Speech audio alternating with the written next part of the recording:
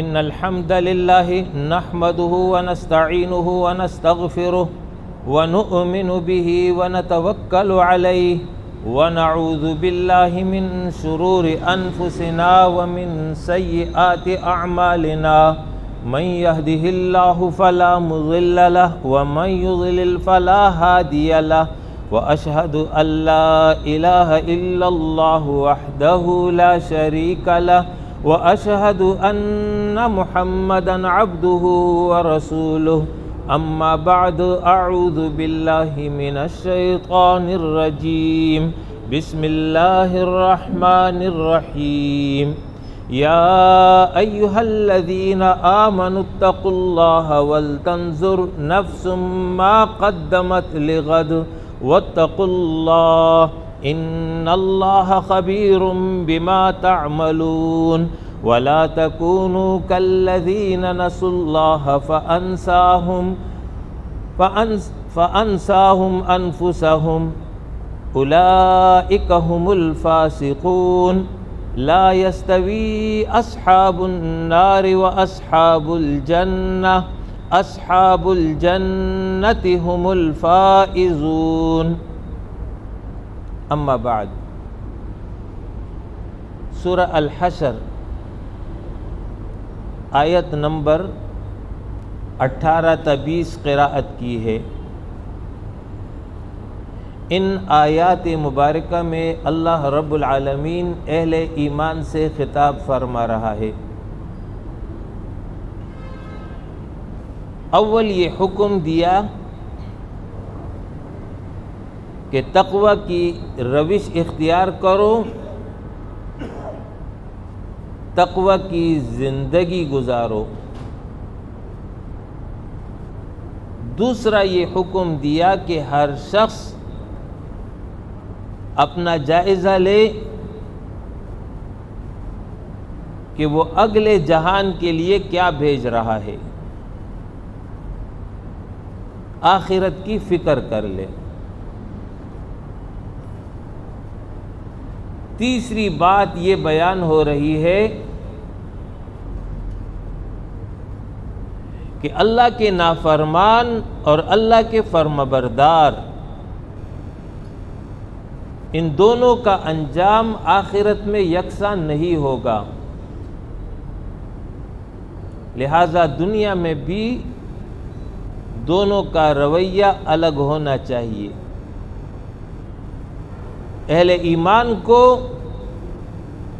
فساق اور فجار جیسے لوگوں کی زندگی نہیں اختیار کرنی چاہیے، اور پھر وضاحت سے یہ بات بیان کر دی کہ آخرت میں کامیاب وہی ہوگا جو جنت میں داخل ہوگا، لہذا اس کے لیے ضروری ہے کہ دنیا میں صحیح عقیدہ اور صحیح عمل اختیار کیا جائے۔ یہ ان آیات کا خلاصہ، اس کا مضمون اور سبق ہے۔ پہلی بات اللہ نے یہ فرمائی کہ یا ایھا الذین آمنو، اے مؤمنو، اتقوا اللہ، اللہ سے ڈرو۔ یہ اس کا ترجمہ کیا جاتا ہے۔ اصل میں اتقوا اللہ ہو یا تقوی ہو یا متقین ہو، یہ جتنے بھی الفاظ ہیں اس کا بیس فارم جس سے یہ سارے الفاظ نکلے ہیں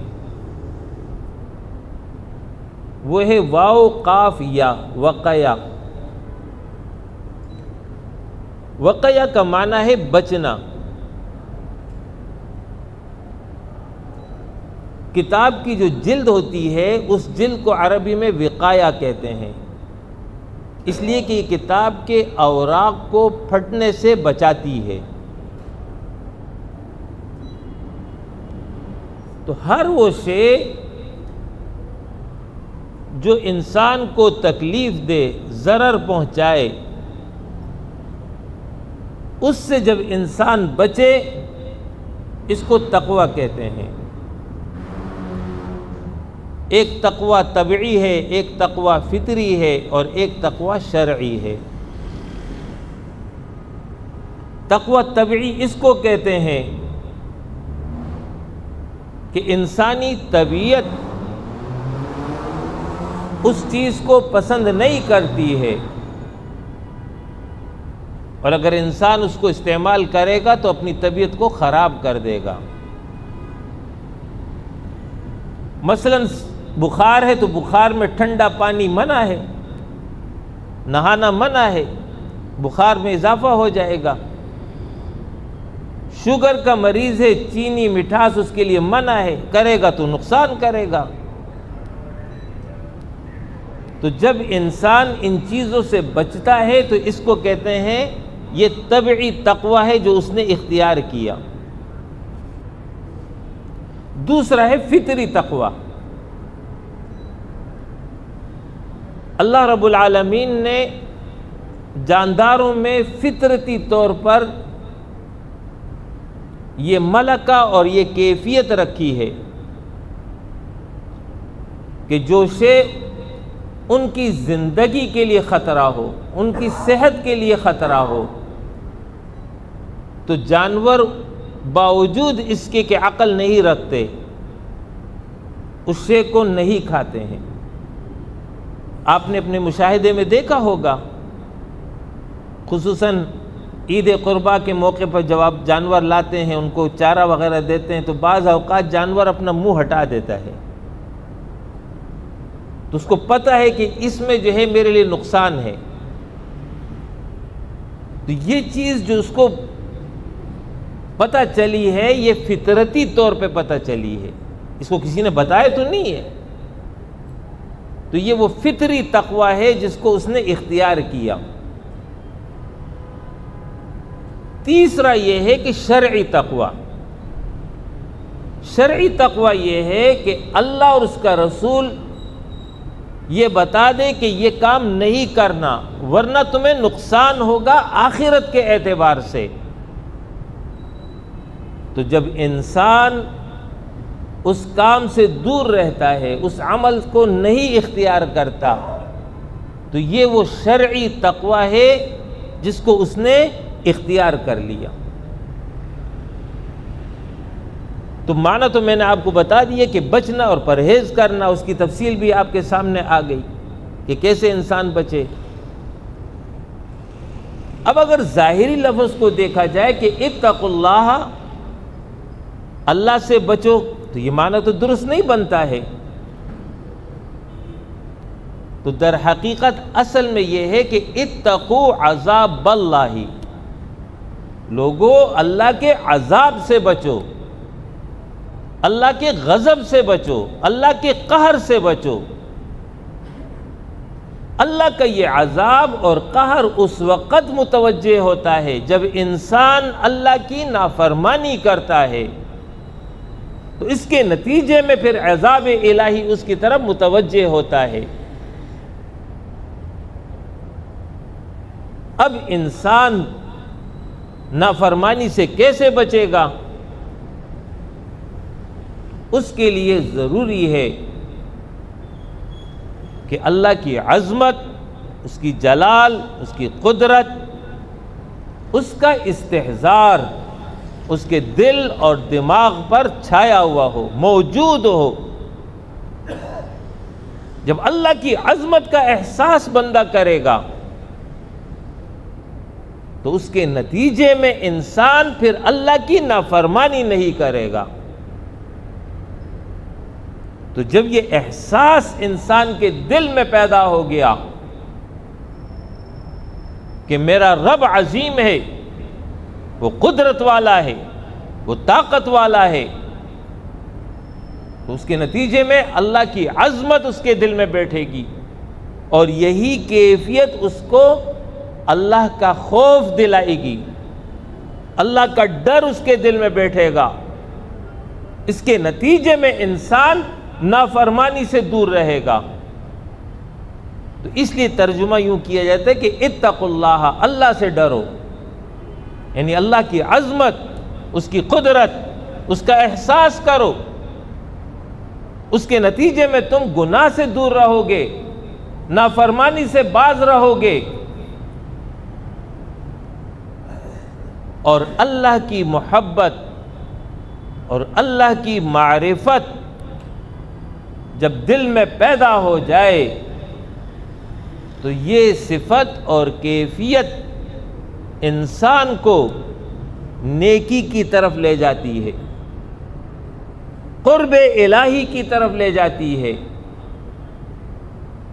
تو انہی دو کیفیات کے مجموعے کا نام تقویٰ ہے کہ انسان اللہ کی نافرمانی سے دور رہے اور نیکی پر کاربند رہے۔ تقویٰ در حقیقت دل کا عمل ہے۔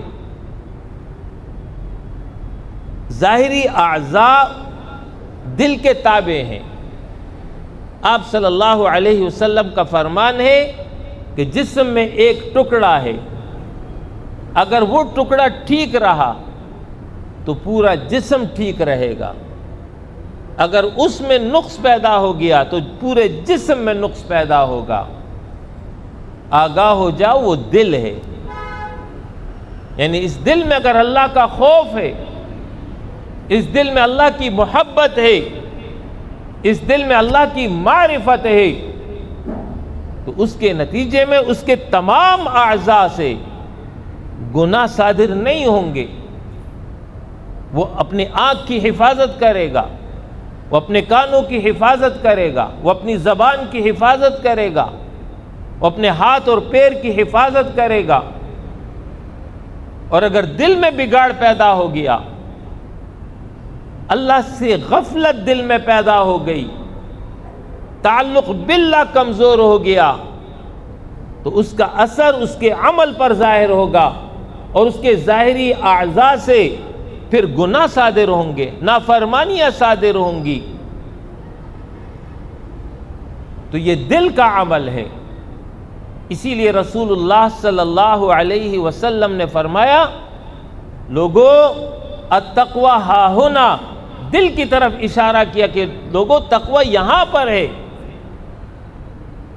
اگر یہاں تقوی نہیں ہے اور بظاہر انسان کتنا ہی اچھا لباس اور کتنا ہی اچھا انداز اختیار کر لے، وہ بہروپیہ تو ہو سکتا ہے، متقی انسان نہیں بن سکتا ہے۔ تو پہلی بات اللہ نے یہ فرما دی کہ اتقوا اللہ، تمہارے دل میں اللہ کا خوف ہونا چاہیے، اللہ کی محبت ہونا چاہیے، اور یہ تقوی عظیم ترین صفت ہے۔ التقوی ملاک الحسنات، اگر دل میں تقوی ہوگا تو اس کے بعد ہی انسان نیکیاں کر پائے گا۔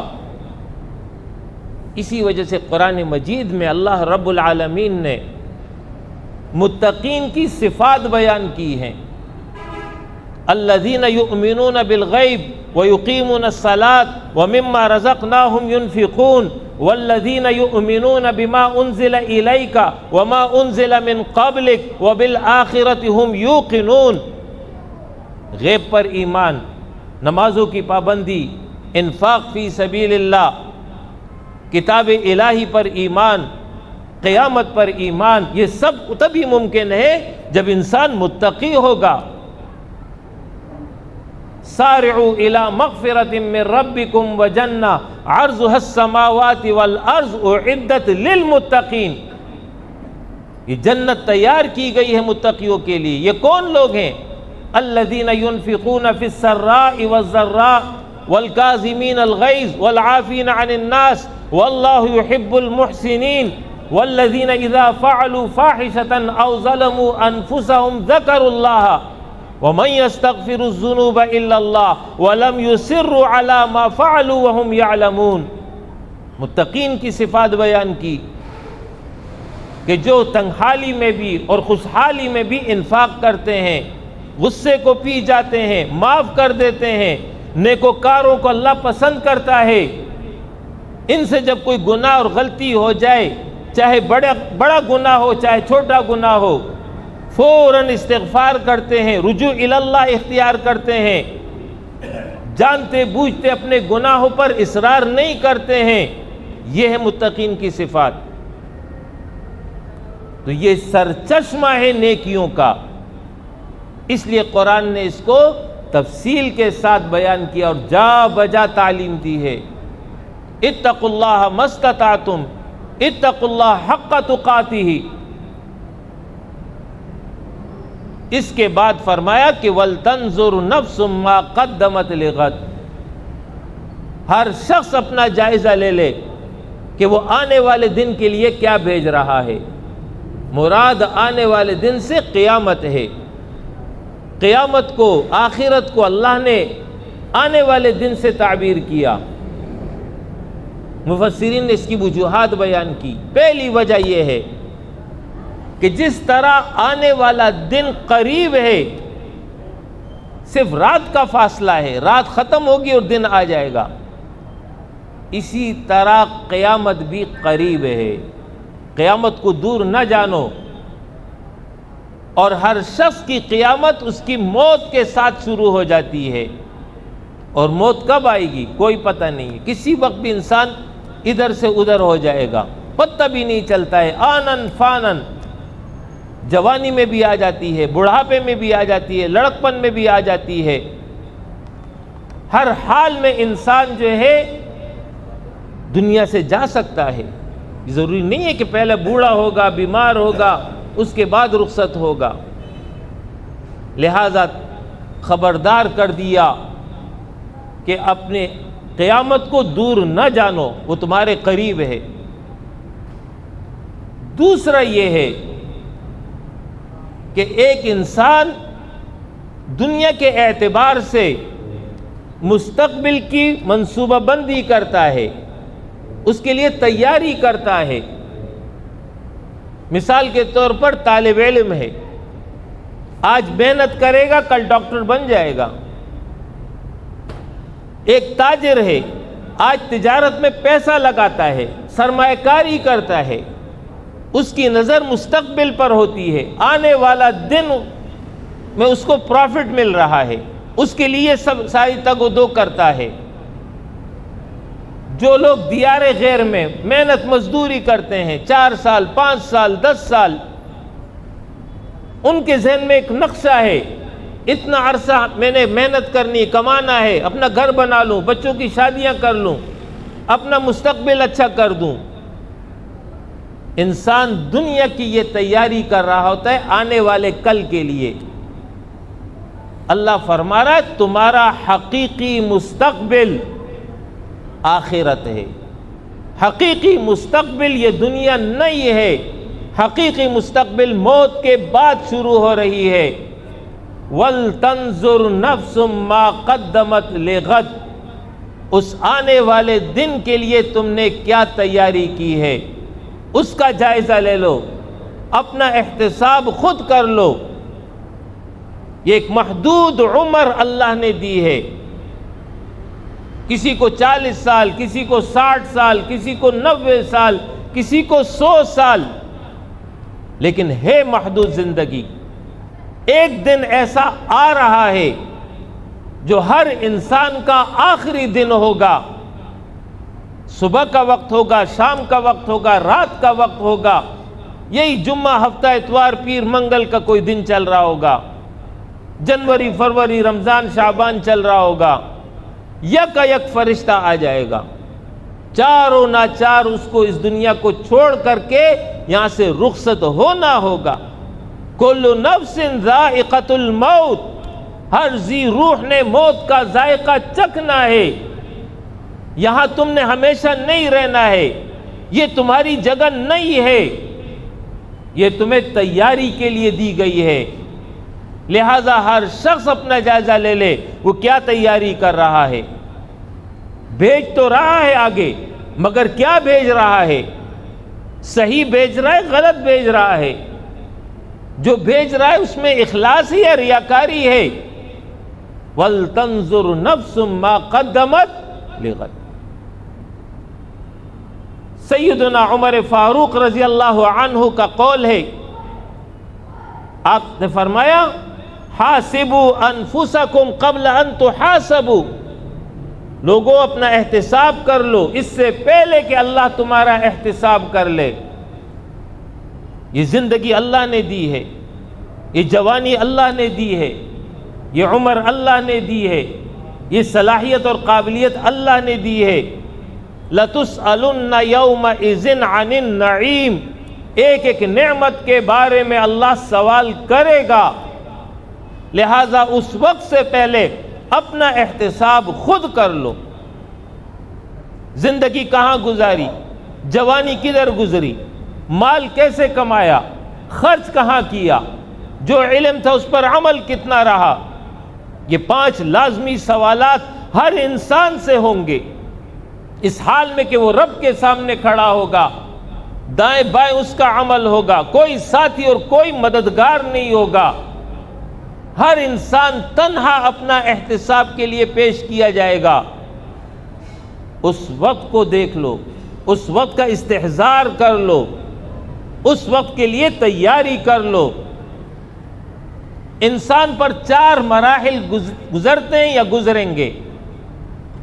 پہلا مرحلہ عالم ارواح، جب دنیا میں نہیں آیا تھا، عالم ارواح میں اس کی روح موجود تھی، اس وقت انسان کچھ نہیں کر سکتا۔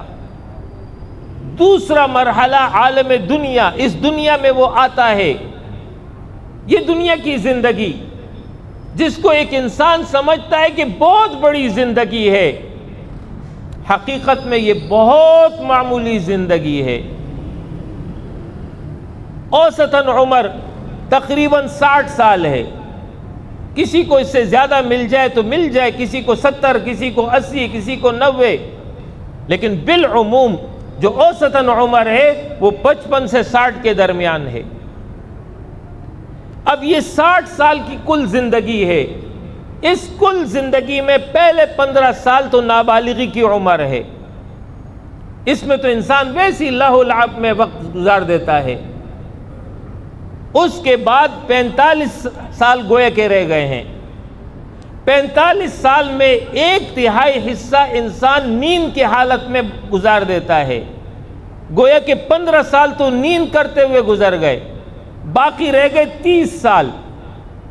اب یہ 30 سال کی کل زندگی ہے جو اس کو ملی ہے، جس میں انسان کچھ کر سکتا ہے، یہی وہ اصل سرمایہ ہے۔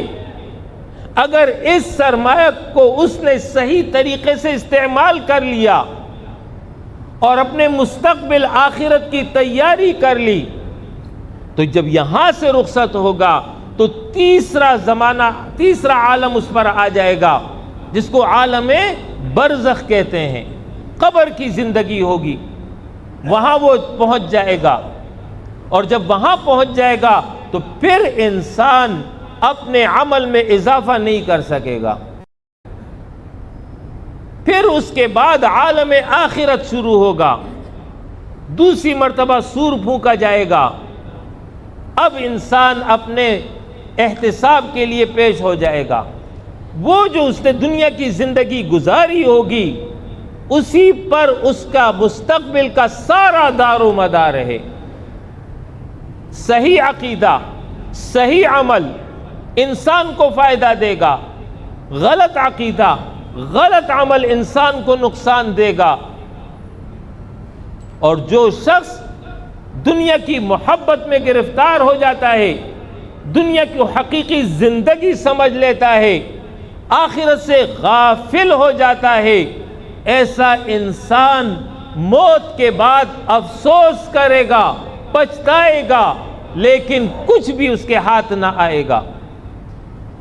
اس بات کو سورہ المؤمنون میں اس طرح بیان کیا، حَتَّى إِذَا جَاءَ أَحَدَهُمُ الْمَوْتُ قَالَ رَبِّ ارْجِعُونِ لَعَلِّي أَعْمَلُ صَالِحًا فِيمَا تَرَكْتُ قَالَ كَلَّا بَلْ هِيَ كَلِمَةٌ وَهُوَ قَائِلُهَا وَمِنْ وَرَائِهِمْ بَرْزَخٌ إِلَى يَوْمِ يُبْعَثُونَ، کہ ان میں سے کسی ایک کافر، مشرک، باغی، نافرمان پر جب موت آ جاتی ہے، اس وقت حقیقت منکشف ہو جاتی ہے، اوہو یہ میں کیا کر رہا تھا۔ پھر اللہ اس کو نظر آتا ہے، پھر آخرت نظر آتی ہے، پھر جنت اور جہنم نظر آتا ہے، اس وقت پھر چیخ اور پکار کرتا ہے رب ارجعون، اے اللہ مجھے دنیا کی طرف واپس لوٹا دے، لعلی اعمل صالحا، اب میں نیک عمل کر کے آؤں گا، فیما ترکت، اس دنیا میں جس کو میں چھوڑ کر آ رہا ہوں، ایک مہلت اور دے دے۔ اللہ فرمائے گا کلا، ہرگز نہیں، بل ہی کلمۃ، یہ تو ایک بات ہے، وہو قائلھا، بندہ اس کا کہنے والا ہے، ومن ورائہم برزخ، اب تو برزخ کی زندگی ہے، قبر کی زندگی ہے، الی یوم یبعثون، دوبارہ اٹھائے جانے تک وہ اس میں رہے گا، فاذا نفخ فی الصور، اور جب سور پھونک دیا جائے گا اور لوگ اپنے قبروں سے اٹھ کھڑے ہوں گے، میدان حشر کی طرف چل پڑیں گے، فلا انصاب بینہم، اللہ فرما رہا ہے لوگوں کے درمیان کوئی نسب نہیں ہوگا۔ اس کا یہ مطلب نہیں ہے کہ باپ باپ نہ رہا، بیٹا بیٹا نہ رہا، نہیں، مطلب یہ ہے کہ باپ اور بیٹا کسی کے بھی کام نہیں آئیں گے، کوئی کسی کے کام نہیں آئے گا۔ ولا یتساءلون، نہ ایک دوسرے سے سوال کر سکیں گے کہ بھائی میرا معاملہ حل کر دو، میرا مسئلہ حل کر دو، میرا بوجھ اٹھا دو، یا میں تمہارا بوجھ اٹھا لوں یا تمہارے ساتھ تعاون کر لوں، کوئی کسی سے سوال نہیں کر سکے گا۔ فمن ثقلت موازینہ، جس کا پلڑا اس دن بھاری ہو گیا، فاولئک ھم المفلحون، یہی کامیاب ہیں۔ ومن خفت موازینہ، اور جس کا پلڑا اس دن ہلکا ہو گیا، فاولئک الذین خسروا انفسہم، یہ وہ لوگ ہیں جنہوں نے نقصان اور خسارے میں ڈالا اپنی جانوں کو، فی جہنم خالدون، ہمیشہ ہمیشہ کے لیے جہنم میں رہیں گے۔ یہ ہے وہ حقیقت جس کو قرآن بیان کر رہا ہے، لہذا متوجہ کیا جا رہا ہے وَلْتَنْظُرْ نَفْسٌ مَا قَدَّمَتْ لِغَدٍ، ہر شخص اپنا جائزہ لے لے، آنے والے دن کے لیے وہ کیا تیاری کر رہا ہے۔ آخرت میں ایمان کام آئے گا، آخرت میں اعمال صالحہ کام آئیں گے، اس کے علاوہ کوئی چیز کام نہیں آئے گی۔ ہم جب کسی میت کے لیے دعا کرتے ہیں، ہم دعا میں دو باتیں ذکر کرتے ہیں، باقی جتنی بھی باتیں ہوتی ہیں وہ ان دو باتوں کے تابع ہوتی ہیں۔ ہم یہ دعا کرتے کہ اے اللہ ہمارا یہ بھائی، ہمارا یہ دوست، ہمارا یہ عزیز رخصت ہو گیا، اے اللہ اس کی مغفرت فرما دے، ٹھیک ہے، یہی کہتے ہیں۔ پھر اسی مغفرت کی تشریح اس طرح کرتے ہیں کہ اللہ اس کی نیکیاں قبول فرما، اور اے اللہ اس کے گناہوں سے صرف نظر فرما۔ بس یہ ہے وہ اصل دعا جو ایک میت کے لیے کی جاتی ہے۔ باقی یہ دعائیں ہیں کہ اللہ اس کی قبر کو جنت کا باغیچہ بنا دے، آخرت کے مراحل آسان کر دے، جنت الفردوس میں داخل کر دے، اپنی رضا عطا کر دے، وغیرہ وغیرہ۔ یہ تمام دعائیں تابع ہیں اس اول دعا کے۔ اگر مغفرت ہو گئی، اگر نیکیاں قبول ہو گئی، اگر گناہ معاف ہو گئے، تو پھر یہ باقی دعائیں جو ہے وہ خود بخود قبول ہو جائیں گی، اور اگر وہی قبول نہ ہوئی تو پھر کوئی دعا قبول نہیں ہوگی۔ تو اس سے کیا معلوم ہوا کہ پوری زندگی کا خلاصہ یا تو نیکیاں ہیں یا گناہ ہے، یہی انسان کا توشہ ہے جس کو لے کر انسان آگے جائے گا، باقی کوئی چیز انسان کے ساتھ نہیں جائے گی۔ آپ نے نہ کبھی خود یہ دعا کی ہے، نہ کسی امام کو اور کسی عالم کو یہ دعا کرتے ہوئے سنا ہے کہ فلاں صاحب ان کے جو ہے 8 دکانیں تھی، اتنا بڑا شاپنگ سینٹر تھا، اتنا بینک بیلنس تھا، اتنا کاروبار تھا، اے اللہ قبول کر لے۔ آپ نے کبھی یہ دعا نہیں کی ہے۔ یہ تمام چیزیں اس دنیا کی حد تک ہیں، ان میں سے ایک چیز بھی آگے نہیں جائے گی۔ آگے جانے والی چیز انسان کا عمل ہوگا، اور یہی بات نبی اکرم صلی اللہ علیہ وسلم نے اس حدیث میں واضح کی کہ جب میت کو قبر کی طرف لے جاتے ہیں، زیادہ سے زیادہ 3 چیزیں ساتھ جاتی ہیں۔ اس کا عمل ساتھ جاتا ہے، اس کا مال ساتھ جاتا ہے، اس کے دوست احباب اعزاء رشتہ دار ساتھ جاتے ہیں۔ تدفین کے بعد اعزاء رشتہ دار اپنے گھروں کی طرف لوٹ جاتے ہیں، اس کا مال تقسیم ہو جاتا ہے اور اس کا عمل اس کے ساتھ آگے جاتا ہے۔ یہ ہے کمائی، یہ ہے خلاصہ دنیا کی زندگی کا۔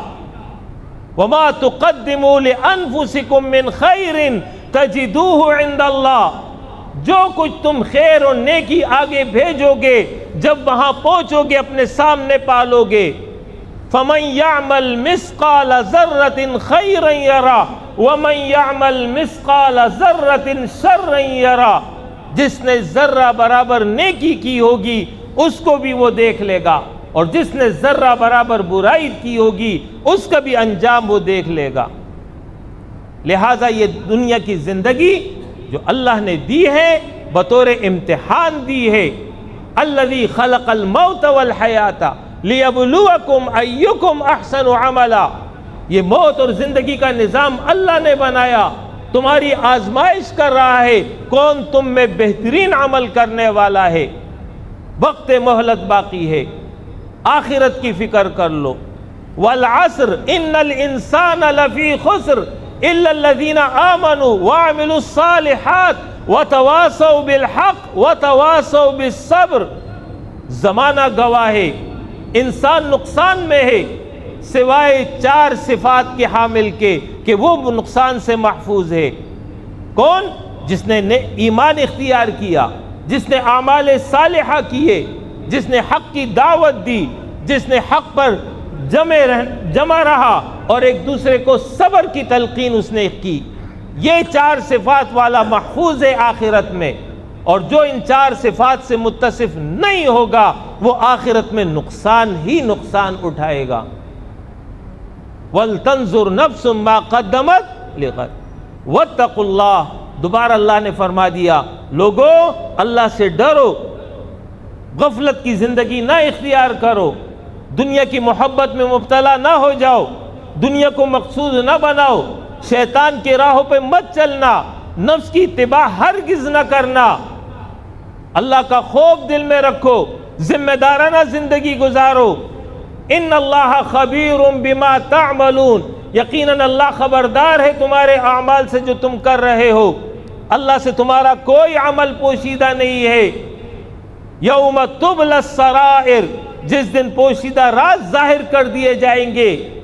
وحصل ما فی الصدور، جو کچھ دلوں میں ہوگا اللہ اس کو بھی ظاہر کر دے گا۔ لہٰذا اللہ کا خوف دل میں رکھو اور غفلت کی حالت میں نہ رہو۔ وَلَا تَكُونُوا كَالَّذِينَ نَسُوا اللَّهَ، اے مومنو تم ان کی طرح نہ ہو جاؤ جنہوں نے اللہ کو بھلا دیا، اللہ کو بھلا دیا، اللہ کے احکام کو بھلا دیا، دنیا میں مگن ہے، دنیا میں مست ہے، ان کو پتہ ہی نہیں ہے کہ میری زندگی کا مقصد کیا ہے۔ فَأَنْسَاهُمْ أَنفُسَهُمْ، اللہ نے ان کو اپنی جانوں سے غافل کر دیا، جانوروں کی طرح کی وہ زندگی اختیار کیے ہوئے ہیں، بے مقصدیت میں پڑے ہوئے ہیں، لہو لعب میں مبتلا ہیں۔ اولئک هم الفاسقون، یہی لوگ نافرمان ہیں، یہی لوگ اللہ کی حدود کو پامال کرنے والے ہیں۔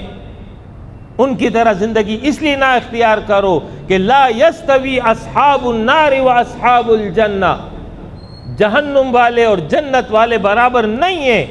اصحاب الجنت ہم الفائزون، اہل جنت ہی کامیاب ہے۔ ایک شخص جو اللہ کا وفادار ہو، تابعدار ہو، مخلص ہو، اللہ کے احکام پر عمل کرتا ہو، تقوی کی روش اختیار کرتا ہو، گناہوں سے دور رہتا ہو، خوف الہی اس میں موجود ہو، اور دوسرا وہ جو نافرمان اور باغی اور سرکش ہو، قیامت میں دونوں کا انجام یکساں ہو جائے گا۔ فرمایا کہ ہرگز نہیں۔ افنجعل المسلمین کالمجرمین، کیا ہم مسلمانوں کو مجرموں جیسا کر دیں گے؟ کیا فرعون اور موسیٰ کا یکساں معاملہ ہوگا؟ کیا نمرود و ابراہیم کا یکساں معاملہ ہوگا؟ کیا نبی اکرم صلی اللہ علیہ وسلم اور ابو جہل کا یکساں معاملہ ہوگا؟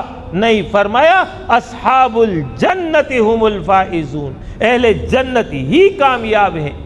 لہذا اس کے لیے ضروری ہے کہ دنیا میں کفار، فساق، فجار، نافرمان، باغیوں جیسی زندگی تمہاری نہیں ہونی چاہیے، بلکہ تقوی کی زندگی، ذمہ دارانہ زندگی ہونی چاہیے۔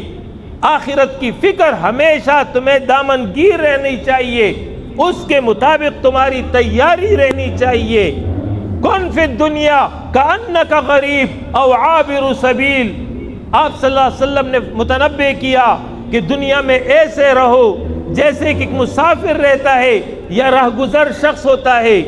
جیسے مسافر یہاں سے کوچ کر جاتا ہے، ہم نے بھی کوچ کرنا ہے، یہ ہماری جگہ ہے ہی نہیں، یہ ہمارا ٹھکانہ ہے ہی نہیں۔ اللہم لا عیش الا عیش الآخرہ، رسول اللہ صلی اللہ علیہ وسلم نے فرمایا، اے اللہ حقیقی زندگی تو آخرت کی زندگی ہے، لہذا عقل مند اور کامیاب انسان وہ ہے جو اس دنیا کی زندگی کو آخرت کا ذریعہ بنا لے، یہاں پر صحیح عقیدہ اور صحیح عمل اختیار کر لے، اللہ اور اس کے رسول کی تعلیمات کے مطابق عمل کر لے، ایسا شخص ہی آخرت میں کامیاب ہوگا۔ اقول قولی ھذا واستغفر اللہ لی ولکم ولسائر المؤمنین وآخر دعوانا ان الحمد للہ رب العالمین۔